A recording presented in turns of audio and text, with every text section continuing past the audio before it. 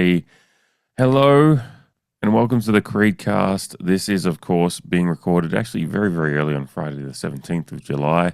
So this is your squad show, your preview show for this weekend's game tomorrow, early afternoon, against Fremantle at Adelaide Oval. Looking like a beautiful, beautiful day down there as well. I'm looking at the bomb forecast, and I've never seen like a day out from a day on bomb, just so little verbiage to describe a day. It basically just says it's obviously got the maximum of 18, sunny, light winds. That's all it says. Usually there's a little bit more detail, but it's like simply just saying sunny, light winds. It is telling you to get to the footy. So I know it's looking like a little bit of a tall task with the ladder leading Freo against our decimated side, but encourage you, if you've got your memberships, get down there. It's going to be a beautiful day for footy.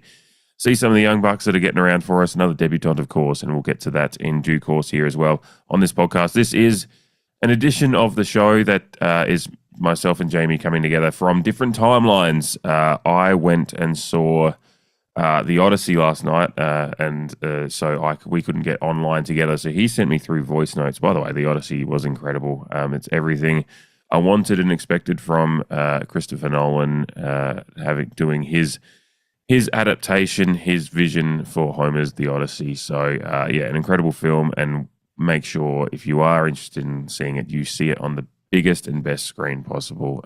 We certainly sadly don't have the 70mm IMAX experience here in South Australia, but wherever you might be in the world, just find the biggest and best screen possible to experience that film. But that is why Jamie and I couldn't get on together, but he has sent me through a couple of voice notes, and long-time listeners of the show will recall this format. We do occasionally when we have to do this for these previews in particular, but Jamie has sent me through a couple of voice notes, and of course, one of the main stories into this weekend is, of course, a favourite of this podcast, Willem Drew, is getting his shot at the captaincy with, of course, Connor Rozee going down earlier this year, and now Zach Butters being out. It means that Willem Drew gets to step into the captain's chair, which is two Willem fans on this podcast we're very, very pleased with. And before I give you my thoughts, I'll give you Jamie has sent through his thoughts on Willem taking over the captaincy for the time being.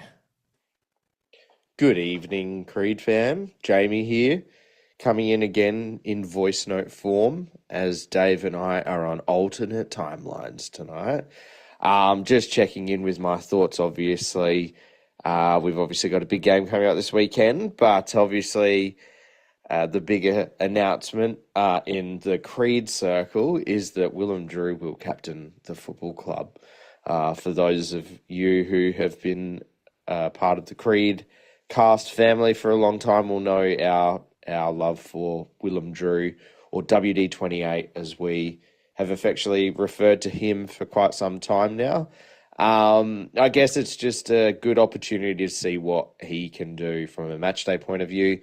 From what we understand currently, a lot of what he does is kind of Monday to Friday, and a bit more inconspicuous on match day as a leader, where there's nowhere to hide when you're the captain. And Willem Drew is someone that both coaches and players alike always have positive feedback for, while his exploits and output on game day may not be as obvious to us in the stands or watching from home, but you see any press conference or listen to any interview on radio from Port Adelaide players and coaches, they've always got something good to say about Willem. And I guess most of us can see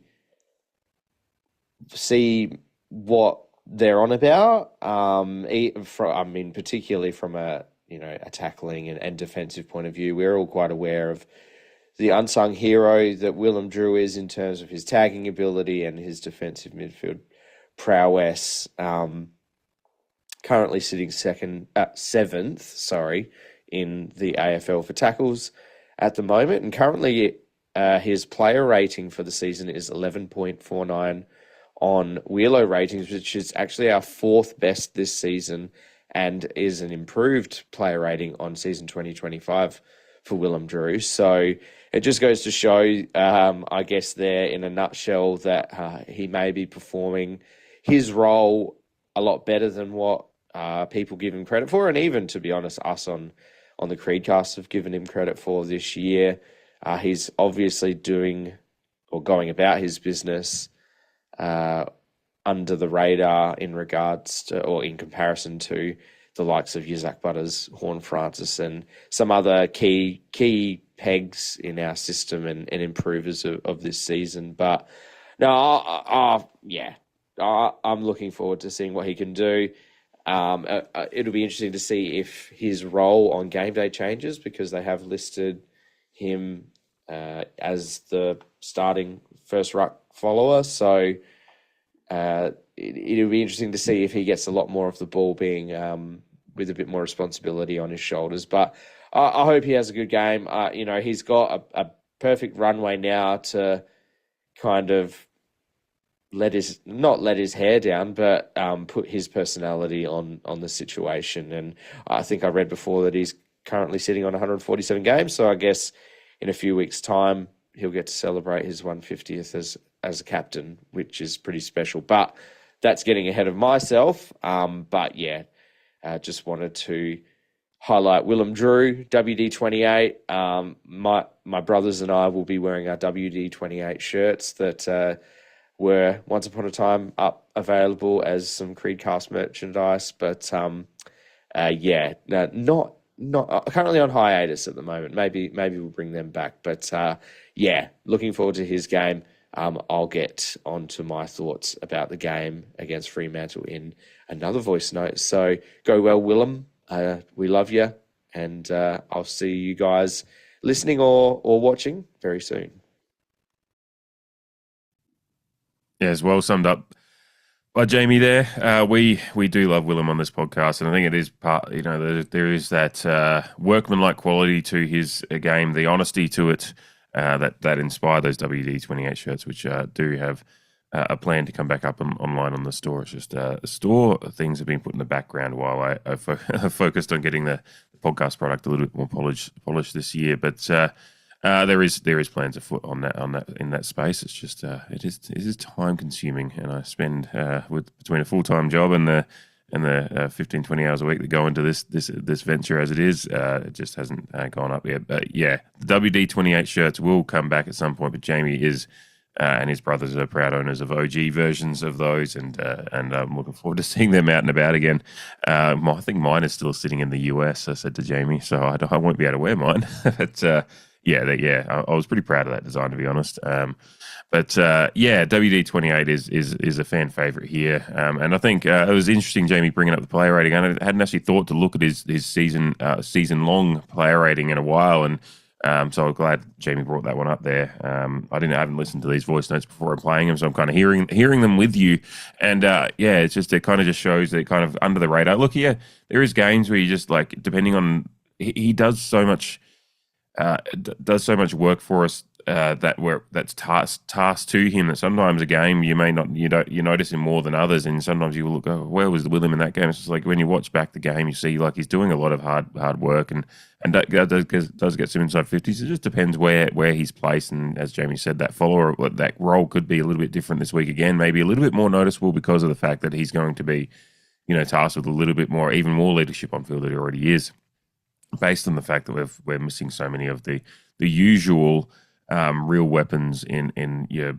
Horne-Francis and your Zach Butters. So it'll be interesting to see how the midfield mix works out, certainly with Willem in there. But I'm very, very glad to see his captaincy, him taking over the captaincy and getting that job, because he's been such a leader for us already. And I know earlier in the year, the likes of Stuart Dew and Josh Carr have all spoken pretty glowingly about what they see in him in that role. And I think that they kind of, I put the trust in the coaches that they see that, and we certainly see it week to week as well. Again, the game sometimes are played in different ways, but he's always out there doing the role that he's been tasked with, and I think he actually does a pretty damn good job. And obviously, the tackling and the pressure is kind of the one wood of his game, and it's always there. Whenever you look at the numbers after a game, even if you sit there and go, oh man, Willem that wasn't quite as noticeable there. You'll see he's getting decent disposal numbers and his tackle numbers will be there, and he's always there in the pressure acts and whatnot as well. So yeah, no, go well, Captain Willem. That leads us to the game, which is, of course, as I mentioned, early afternoon tomorrow, 12:45. Our local time here at Adelaide Oval. Again, like I said, beautiful weather, no excuse not to get down there. If you're able, it is a game in which the odds are looking incredibly long. I will get to Jamie's voice note here shortly, but I will just mention Port Adelaide. Again, not sponsored by sports betting, but I do just like to bring up sports betting odds as a way of seeing because sports betting odds are obviously created by people that are really, really trying to make money out of this, and so they make the odds work in their favour. And Port are out at $9.50 underdogs. They were over $10 earlier in the week, so they're kind of, and you rarely see, particularly for a side like ours, it has been vaunted as a week-to-week proposition as we could win the game any week. That just goes to show how the detriment that our injury crisis that has really bitten after last week is having on our side. Because I think if the side's gone in relatively unchanged, you would have seen those odds a hell of a lot shorter. You could have been. I still think we would have been out well outsiders because of Freo obviously being the ladder leaders they are. But I would have thought they'd be in $3 to $4 rather than where they are now. So it just goes to show. That those that work in the betting markets that make these odds based on what they're seeing as a win-loss proposition are looking at Port Adelaide and saying they've got no chance.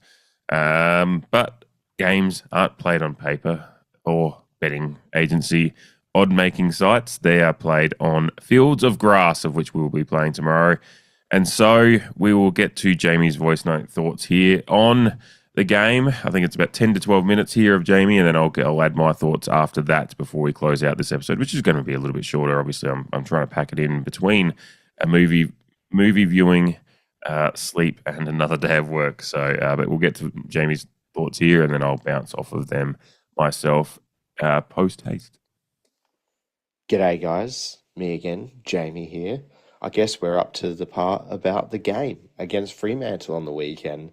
As you could probably tell from my first voice note, a bit under the weather with a bit of a head cold, so I'll probably keep this fairly short and sweet. Jordan Sweet, that is, of course, as we love that man playing first ruck for Port Adelaide Football Club. But I suppose Dave has probably provided the ins and outs, so I won't bore you with the names there. But by and large, fairly straightforward, except for obviously the big announcement, the other announcement of the week of Balin O'Brien debuting for the club. That definitely took me by surprise. Obviously, for those who have a keen eye on the SANFL, I have not watched a lot myself, unfortunately, this year.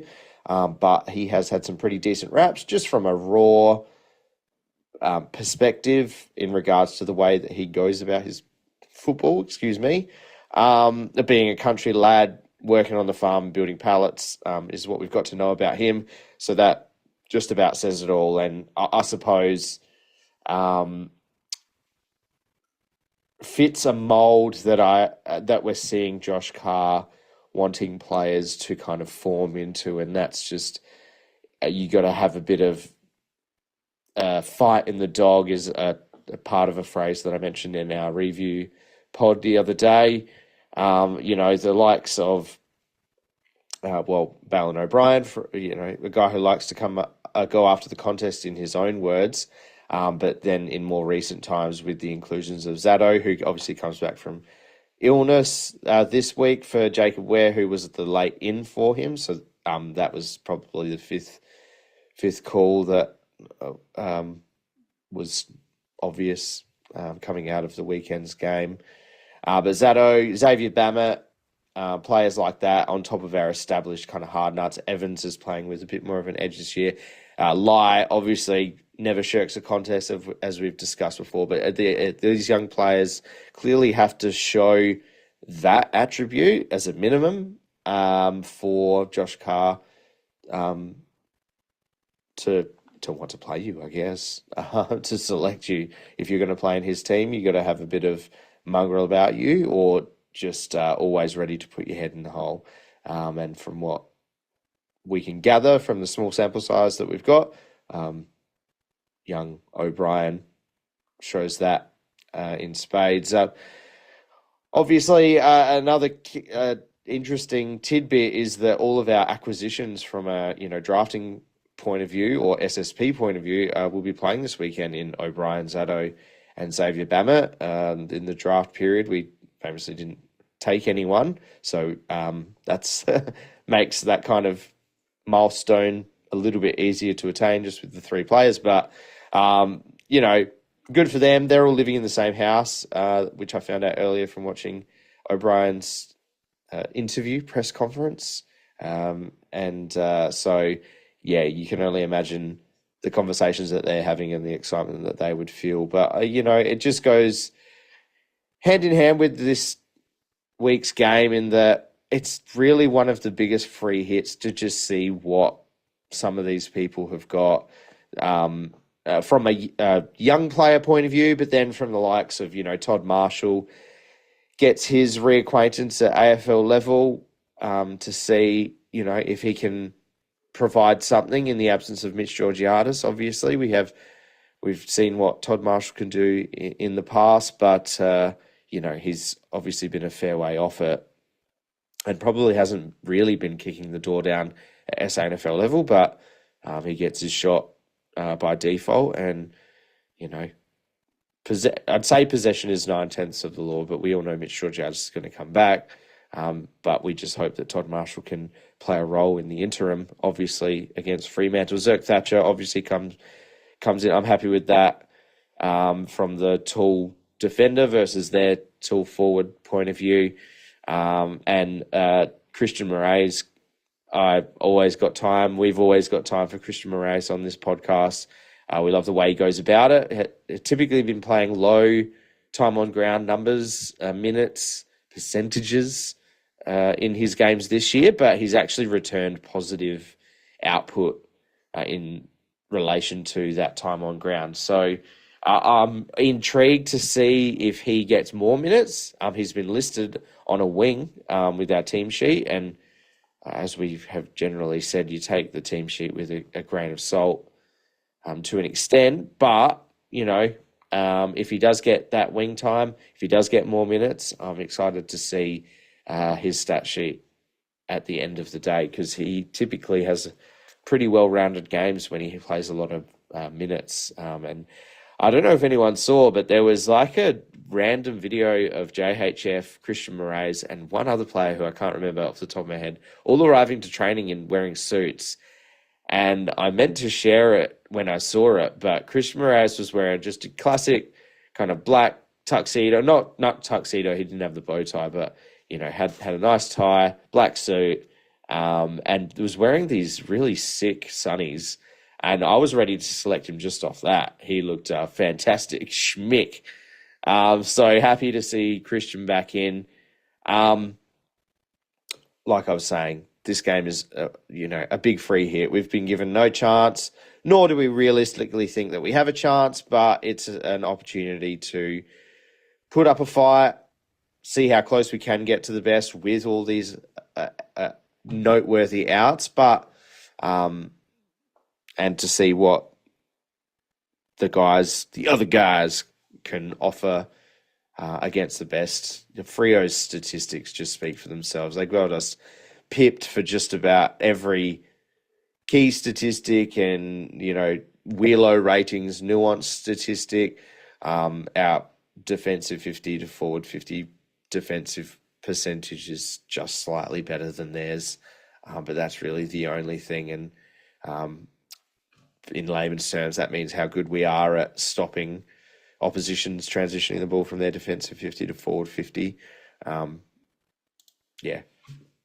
It's not too much to write home about, but being the only key statistic from a Wheelo point of view. But it doesn't really matter to me. I'll be going, like I said in the Willem post, no voice note, sorry.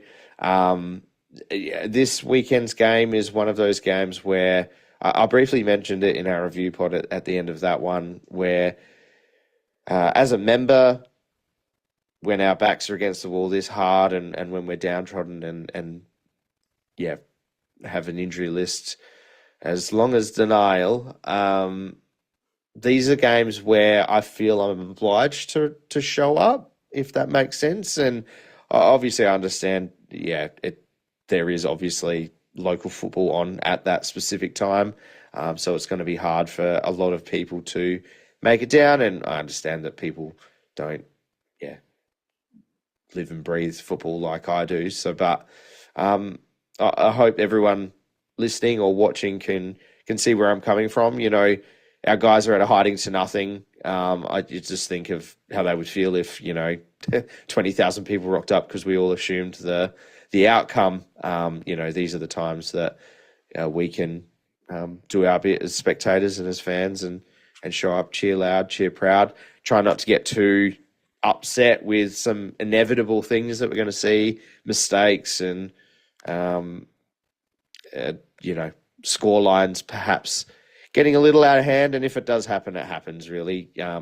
This is the year for it, isn't it? So we just want to see them crack in. And, if they're making mistakes trying to take the game on, then I can live with that. And that's how I'll be cheering on Saturday afternoon. I'm looking forward to it because it's just the huge intrigue of what such a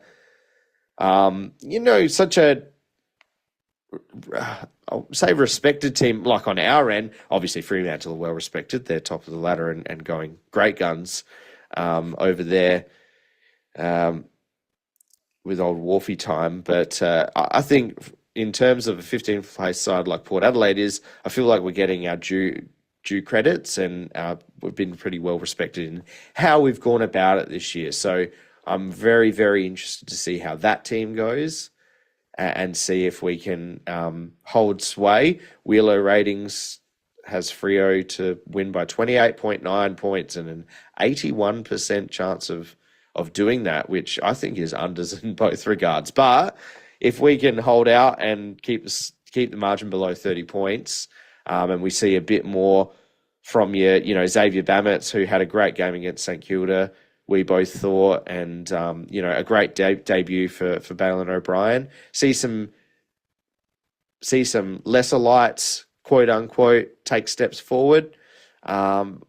See a bit of a renaissance game by Ollie Wines, putting the team on his back in a time of need.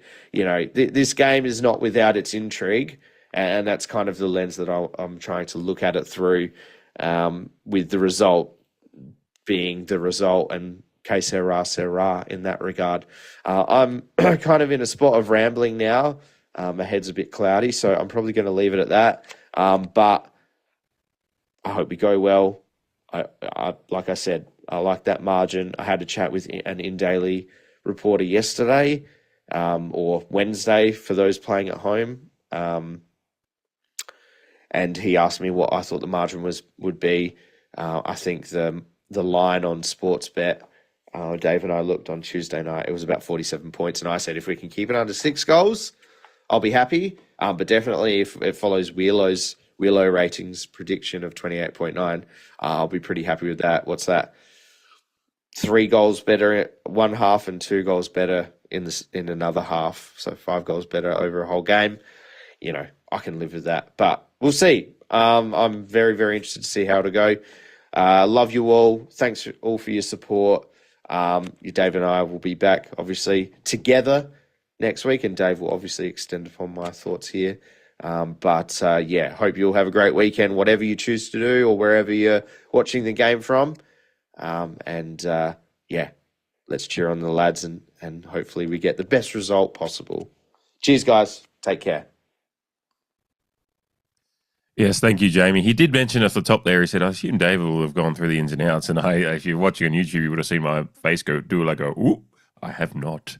Of course, the ins and outs, just quickly, half of them we were already well aware of out of last week, but Zach Butter's injured, Mitch Georgiades injured, Jack Lukosius injured, just a whole bunch of first-rounders injured. Jason Horne-Francis suspended, so number 1 pick suspended. And, of course, Jacob Ware has been omitted, who was only a late in last week for a Mitch Zadow illness. The ins and outs on the Fremantle side, intriguing, only one of them, but intriguing. Hayden Young comes in and Shea Bolton has been oh, excuse me, that was a cough that came out of nowhere. Shai Bolton has been managed, so he's the Freo are starting to get into that kind of managing players for performance. As they head towards guaranteed finals berth, obviously, and likely top two finish unless there's a massive collapse at the back end of the year. I would knock on wood, but I'm not a Freo fan, so good luck with managing the back end of the year with such a handy little top of the table lead. But that is an intriguing one with Bolton. Now he does just provide so much run from midfield, magic in the high half forward area. He has blossomed into, he was already an incredible player when he headed across there from Richmond, and obviously had his massive success at Richmond early in his career. But he has been such a lightning bolt of, and they've got a lot of lightning bolts in their side, by the way. But he is a massive one. So, and you saw him kind of go to work last week in the second half against Sydney as well. So he's a big out for them. One that we don't have to worry about. But of course, they've got so many other weapons that they will be a tough matchup. The ins for us, of course, Jamie didn't touch on a few of them there, but Balin O'Brien, big snaps to you for getting your debut. Todd Marshall in, Zaddo in, back in from, he was in last week, but it was a late out for illness, as I mentioned. Murray's and Zerk Thatcher, as was discussed in Jamie's little bit there as well. I am intrigued, really kind of the thing that I'm intrigued on, just to bounce off of what Jamie said there for a few minutes here, is that midfield mix. He said Ollie Wines for a Renaissance game, but I am intrigued by his time on ground. We've talked about a bit over the course of the year, has bounced generally between 65% to 70%. I think he might have gone just a touch over 70% maybe once this year, or he hasn't. I can't recall now, but generally he's been between 65 and 70% time on ground, and sometimes less, depending on, I assume, sometimes depending on how his knee's going. He was at 69% last week, which is right in that wheelhouse. But we do need him to kind of step up and play as much time on ground as whatever his management at this point is going to allow. But I can't imagine him going much beyond 70, even if they do try to bump his numbers up. I'd love to see him have like a game where he does, Ollie Wines 3 or 4 years ago. I just wonder if his body truly can hold up to that. And we do want to have him play his 65-70% game time throughout the rest of this year, if possible, for that leadership quality and that veteran quality out in the field for the rest of the year. Particularly, Zach Butters is not going to, again, I say unlikely to come back. There's whispers about, if he could make it back for the last round, but I say unlikely based on the injury. But Zach Butters is a wizard of a human sometimes with his recovery ability, so we'll see. But Ollie Wine's going to be required for the rest of the year, so I'd be interested to see how they manage that. Willem Drew, of course, in midfield to do his minutes. Outside of that, the mix gets really intriguing. We've seen Miles Bergman get thrown in there last year to some high success at times. So, does Miles Bergman obviously be named in the back line? Does he get some CBAs and some midfield time? Jace Burgon, of course, named on the wing. He was at the first CBA last week, matching up with Naz. Do they throw him in there a bit? Of course, Joey Richards has done some time. Murray's, Bammett can go to a stoppage and has done, obviously, in his youth career, lower level career. And Jackson Mead, there's going to be. I'm really intrigued by who gets a lion's share of CBAs. Obviously, Jordan Sweet will get the lion's share as well, but as the ruckman. But outside of that, the midfielders, you'd expect Willem Drew to probably be. Willem Drew often, actually, even this year with Butters, particularly early in the year, it was often Butters and Drew were the top two kind of CBA attendants, and then spread around the ground for stoppage as well. But I'm really intrigued as to when it's been so much Butters and Jason Horne-Francis of late, you take both of them out, it just opens up so many possessions in the midfield group. And it just depends on what Josh Carr's coaching philosophy, and then certainly extending to Stuart Dew's philosophy is to Miles, because we obviously saw a lot of Miles Bergman last year, but between the injuries and a bit of and form this year, we haven't seen him, and obviously had an incredible game in the back line, and he's going to be required that marking ability. Ability. It's an enemy for the Finding Nemo fans out there. That's what I felt like my brain was just doing. Miles Bergman, he's going to. His skills are absolutely required in the back line as well. So it just goes to show kind of this push and pull of all these injuries and where we're going to get the time from. So, I've seen Rays do it at Stanford level. I'd love to see you'd love to see him get a lot more time. I mean, even the Anzac game, Murray's had 26 disposals, and there was a little jokes with the players that he was going over to the comms manager because they thought he thought he was it. They were joking with him that he thought he was a chance at the medal. Obviously, that Jason Horne-Francis won.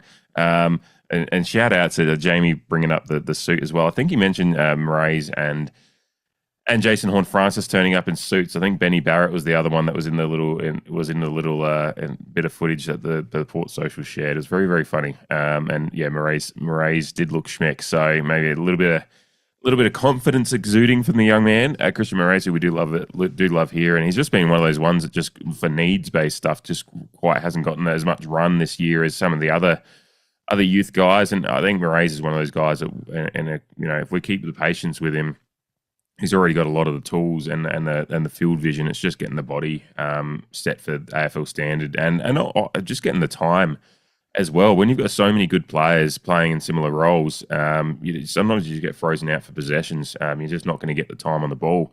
But this is a really, really good opportunity for Christian Moraes. His kind of game intelligence is something that I've often been quite impressed with. Sometimes the execution can leave something lacking, but he's also got he can also get whip out a really nice handball and a kick when he's seeing things right. And I think with the dearth of talent suddenly, as far as the top end blue chip talent that we've lost in Zach Butters and Jason Horne-Francis for the time being in the side, it just opens up opportunity for so that's where I'm kind of like my biggest actually intrigue and genuine excitement to go to the game. Obviously taking out the likely score lines is to see what this midfield mix looks like, how we look like moving the ball without all these blue chip guys that I was just talking about. And doing it against one of the best sides in the competition, well, the best side of the competition at the moment, certainly the best defensive side. So it's going to be working through that defensive setup. We're coming up against the one side that has been defensively better than us all year, and doing it with a lot of guys missing. So that is where my intrigue comes from, certainly in that midfield mix. Obviously, clearance has actually been an area we've been okay with this year. I think even we on Willow ratings, we shade Freo for clearance, but obviously that is a lot of those are going to, and particularly Jason Horne-Francis has been getting 8-9 clearances a game the last few weeks. So he's taken his completely out of the game, and he's been very even from stoppage and centre clearance. So he's just such a dual threat weapon that way. And so how that clearance battle goes, I'm scared. Hold me. But it'll be intriguing to see how that goes. But again, it's opportunity for these guys. Obviously, Drew and Wines to get a little bit more numbers there possibly, but then whoever else comes in, Joe Richards as well as that is a lot more midfield time. I expect him to have a lot more mid time this week as well. So where those come from, and I know Jamie threw up the one last, I think on the review show earlier this week about just seeing just throwing Lockie Jones into a couple in the middle, just try a few things just for the big bullocking man that he is, and see what he can do there. But overall, the other ones, obviously Todd Marshall coming in, and the first game this year that he's going to play out forward without Mitch Georgiades in there is an intriguing one. We talked about when Marshall and Whitlock played together with Mitch Georgiades, I think in particular the Sydney game, because it was kind of right in front of me. I was seeing just them kind of look a little bit too samey with Mitch Georgiades there as well. But with Georgiades out, obviously, as Jamie said, Georgiades comes straight back in whenever he's available. But it is an intriguing prospect for the short term. See if Todd Marshall, maybe with a little bit of space, leading lanes, maybe knowing that he's the senior head as the senior tool forward down there now, which is quite clear. When you look at the forward line as it's named, it's Xavier Bammett, Joe Berry, Jackson Mead, and Corey Durden around Todd Marshall and Jack Whitlock. So much inexperience and so much youth. Jackson Mead and Durden probably being the next senior heads down there, and they're not exactly Durden's a few years into his career, same with Mead, but Todd Marshall is absolutely the experienced senior leader down there, and obviously form has been a problem for Todd all year, partly due to being moved around, but partly he's just I think some of those injury issues from the past and hip issues are just hanging around with him. But he's the senior leader down there, and he might have a bit more space to work with. Maybe just mentally as much as anything, just knowing that he's got to be the senior head down there, and certainly a hell of an experience with Whitlock as well, coming up against the likes of Alex Pearce. It'll be interesting to see what the matchups look like down there. But if Whitlock and Alex Pearce match up together, it's just going to be Yeah, hell of a test for the young man who has passed a fair few tests this year already as well. Even if he's not getting the bags of goals, I think he's showing a lot against some of these good defenders, and he's good. But he's going to learn something from particularly Pierce being such an experienced head himself, big body. So it'll be an interesting matchup there. And yeah, obviously our backline is going to be under a severe amount of pressure as well, with some of the just your Tracy's and your Miss down there as the tools, and Patrick Voss as well, and then some of the smaller guys come through. Murphy Reed playing that midfield high half forward kind of stuff, and Frederick as well. They've got a lot of Isaiah Dudley is a really, really interesting one as well, and Mason Cox will find his way out there as well. I think it's the Mason Cox and Brennan Cox 150th game for both of them this week, which is just shout out to Brian Taylor last week. There's a lot of Cox out there in the commentary. Very just tickled my immature mind, that one, to no end. I think that about sums up everything I wanted to go through in this one. As Jamie said, the margins, the line on Sportsbet currently is 46.5 points. So they're basically saying that's where they kind of expect it. Willow ratings has the 81% chance at 28.9 point Fremantle win, which is I rarely see. I can't think of it in a time this year that I've seen Willow have it beyond maybe 75% chance. So they're pretty strong on where they feel the game's going. But as I said, it's played on grass, not paper. I do not see a way through for us, but geez, if Freo come and absolutely, teams can put up a stinker here and there. We've done it. I mention often, I think I just mentioned it this week, that we lost by 96 points to the Kangaroos in 2004 in one of our 5 losses in the home and away season. So that was an absolute stinker for us. And at the back end of the year, wouldn't have been possible. So yeah, they could come over and put up an absolute stinker, but it's probably very, very unlikely. And with the weapons that we have out, it just means that even if they put up an absolute stinker, you're putting a lot more onus on some inexperience to kind of capitalize on that stinker, and whether they can or not will be judged on that grass, on that beautiful, beautiful Adelaide Oval turf this weekend. Looking forward to it. It is certainly going to be the perfect conditions for a lot of these young guys to get out there, so that's probably something to be excited about, that they do have the opportunity to get out there and play some football at the AFL level against one of the primo sides in the competition in some good weather and see what they can do, the likes of those Murrays and your debutants and Balin and Brian and everyone else as well. So go well, Willem Drew, as captain for the first time. We salute you, sir. And, go well to Balin O'Brien as a debutant, as well as all the other ones coming back in. The youth that's out there, there's a lot of opportunity in this game to whether or not it results in a result for us is, as I said, unlikely. But the results-based economy of what we're wanting to see from some players is going to be a really, really intriguing one out of this one, and that's what I'm looking forward to most, and certainly hoping to get some good vision, some good data for Jamie and I to go through and review on Tuesday evening for your consumption on Wednesday. So looking forward to it, even if I'm not looking forward to maybe what the margin might be. There is opportunity here to see a little bit more about what the future holds, and of course, this ethical tank, do it for Dougie, can continue. Thank you, everyone, for joining us as always on these unique little episodes where we combine from different timelines, but we find a way to do it because we love doing this for you guys, and we appreciate the support as always. Khan the pair, catch us for a beer on Saturday if you're around.